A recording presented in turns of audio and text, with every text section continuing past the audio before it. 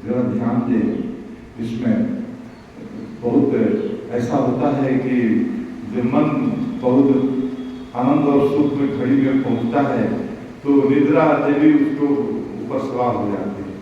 तो इसलिए जो है आनंद की घड़ियां है ये, और इसमें जो है जो जागा सो पाया, जो सोया सो खोया, वह बात यहाँ पर सिद्ध हो जाती है। अब देखिए यहाँ पर भगवान श्री कृष्ण कुछ बातें कर रहे हैं, बहुत सुंदर ध्यान देने वाली बातें कहते हैं कि श्री कृष्ण विविध प्रकार के योगियों और उसके योग स्वरूप यज्ञों का वर्णन करते हुए उसकी प्रशंसा करते हैं। विद्वानों द्वारा इन दो श्लोकों का अनेक प्रकार से अन्वय और अर्थ किया गया है। कुछ साधक प्राणायाम को अपनी साधना का मुख्य आधार बना देते हैं और प्राणायाम को यज्ञ का स्वरूप मान लेते हैं। तो प्राण, अपान, समान, उदान और व्यान, ये 5 प्राण होते हैं। कौन कौन से प्राण होते हैं? थोड़ा ध्यान रखना है इसमें कि प्राण, अपान, समान, उदान और व्यान, ये 5 प्राण कहे गए हैं।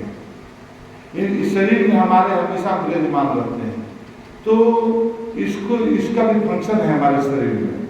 अगर ये ना साथ दें तो हमारा शरीर मृत अवस्था को स्थापित हो जाता है।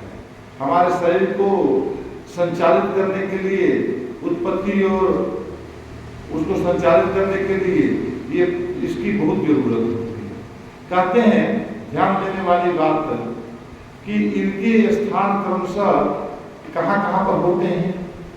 इनके स्थान हृदय में होते हैं, मूलाधार में होते हैं, नाभि में होते हैं, कंठ में होते हैं और संपूर्ण देह में होते हैं। मूलाधार किसे कहा जाता है? मूलाधार कहाँ पर होता है? बताइए मूलाधार कहाँ पर होता है प्रभु?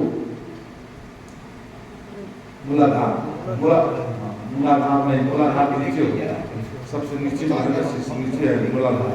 तो ये होता है कि नाभि, कंठ और संपूर्ण देह में होता है। प्राण और अपान इनमें प्रमुख है।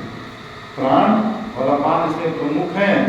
पूरक, कुंभक और रेचक प्राणायाम के 3 सोपान हैं।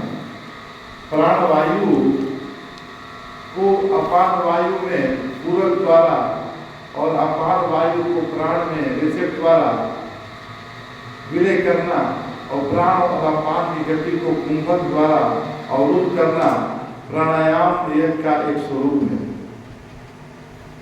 महर्षि पतंजलि के अष्टांग योग में साधकों को नियमित आहार करने का निर्देश दिया गया है। भोजन त्याग करने वाले और अत्यधिक भोजन करने वाले मनुष्य योगाभ्यास नहीं कर सकते।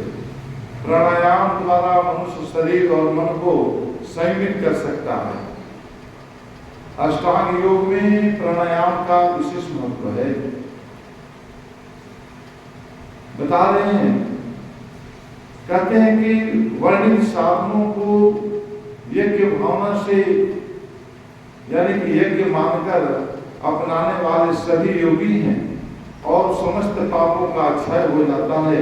भगवान श्री कृष्ण ने यज्ञ को रूढ़ि अर्थ में मुक्त करके व्यापक रूप दिया है यहाँ पर। तो यहाँ पर जो बता रहे हैं कि योग की भाषा में प्राणायाम के समय अंदर से बाहर निकलने वाले श्वास को प्राण कहते हैं। देखिए हमारे शरीर में क्या होता है कि हम सांस लेते हैं, सांस छोड़ते हैं, रोकते हैं। तो ये जो हमारी जो क्रिया चल रही है इसको यहाँ पर विभाजित करके पतंजलि योग में बताया गया है, जो उसको प्राणायाम का रूप दिया गया है। तो कहते हैं कि बाहर निकलने वाले सांस को प्राण कहते हैं। जो बाहर हमारी सांस निकलती है उसको प्राण कहते हैं। अब बाहर से जो अंदर श्वास लेते हैं उसको अपान कहते हैं। अपान जिससे कि हम सांस छोड़ते हैं तो प्राण, और बाहर से अंदर को सांस लेते हैं अंदर आने वाले सांस को, प्रश्वास को हम बोलते हैं अपान। प्राण और अपान। प्राण पूछूंगा मैं, प्राण किसको कहते हैं, अपान किसको कहते हैं? देखिए इसमें आ रहा है, प्राण मतलब बाहर से निकल रहा है सांस, अपान मतलब जो अंदर हम ले रहे हैं। कुछ ज्ञानी जन पूरक द्वारा हंस आदेशक द्वारा सोहम अनुलोम और प्रतिलोम क्रम से सिद्ध करते हैं। तो इसके बाद में इसका बहुत सा वर्णन किया गया है। अब इसमें ज्यादा डीपली हम लोग ना जाकर आगे हम लोग बढ़ना है, तो हम लोग आगे चलते हैं। और बोलिए जय कृष्ण।